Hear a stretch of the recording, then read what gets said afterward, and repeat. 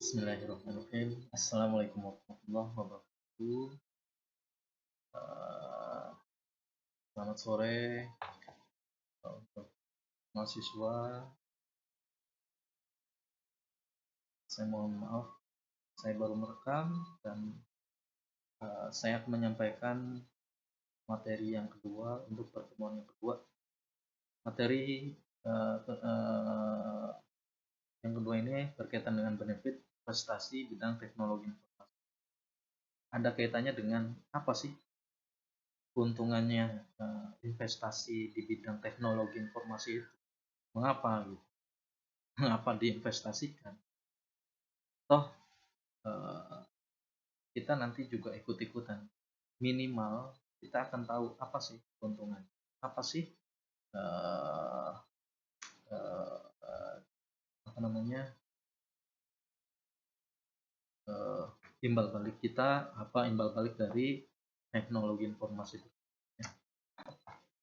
Nah, di sini kita gunakan media daring atau video record ya.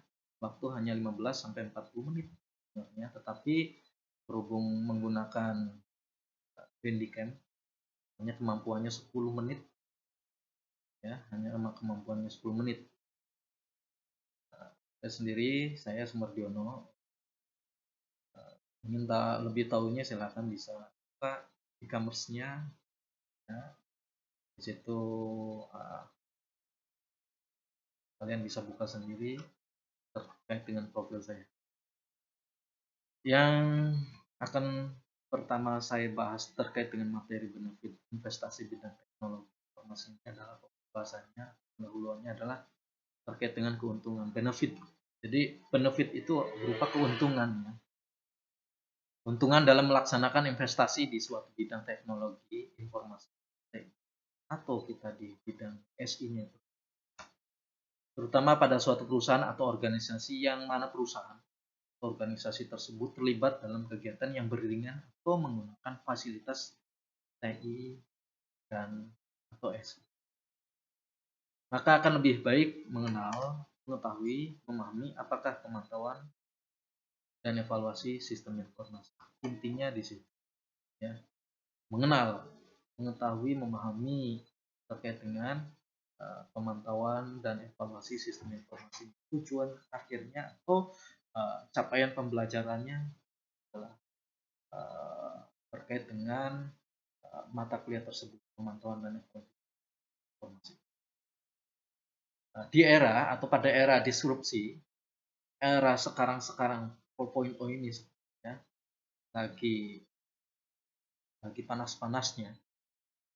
Yang dimaksud adalah era peralihan dari semi TI atau SI ke TI SI. Artinya persaingan bisnis suatu instansi perusahaan akan lebih terasa bila beriringan dengan adanya SI TI. Bila mana di situ masih menggunakan metode kan efeknya ya kurang dibandingkan dengan menggunakan metode atau beriringan dari TIS-nya. Dapat dilihat dari perusahaan atau instansi yang melakukan metode SI dengan yang masih metode manual. Bisa terlihat sekali ya. Kalau menggunakan metode SITI, ramehnya bukan di luar, tetapi artinya di luar secara halayak umat terlihat bebas ya. Artinya terlihat oleh pandangan mata kita. Tetapi lain hal dengan beriringan atau menggunakan metode SITI-nya. Ramehnya pada dunia SITI-nya. Walaupun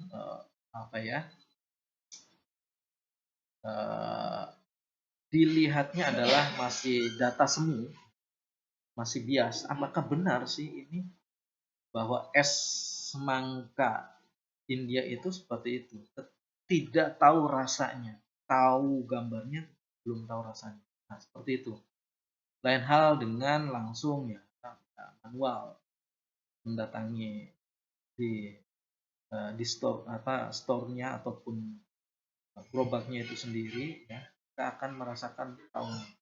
Tapi itu bahasanya sudah tidak modern lagi. Artinya bahasanya masih yang jauh-jauh tidak bisa yang namanya pesanannya. Tetapi bila mana menggunakan SITI berupa data atau berupa sistem e-commerce, maka akan memudahkan pengguna untuk membeli ataupun memilih ya. Itu,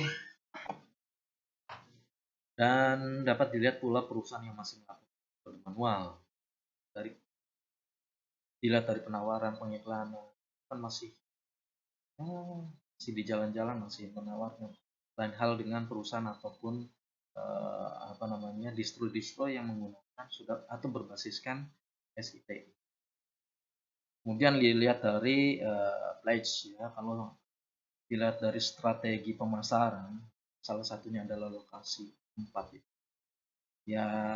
Walaupun cakupannya strategis, tetapi masih tetap bahwa end user ataupun customer masih ada kesulitan. Mungkin yang jauh, tetapi yang dekat bisa jadi bisa langsung. Yang jauh untuk melihat untuk menawarkan itu masih bersifat manual ya. Dan itu juga saya pikir kurang mengenal apa sih nanti misalkan berkaitan dengan penawaran kaos ataupun penawaran lainnya yang sifatnya perlu kita datangi ya, yang sepertinya harus datang ke lokasinya, ke tempat jualannya ataupun perusahaan ataupun distro tersebut ya. Dan akan lebih terasa akan suasana kekurangan secara hidden ya, kekurangan.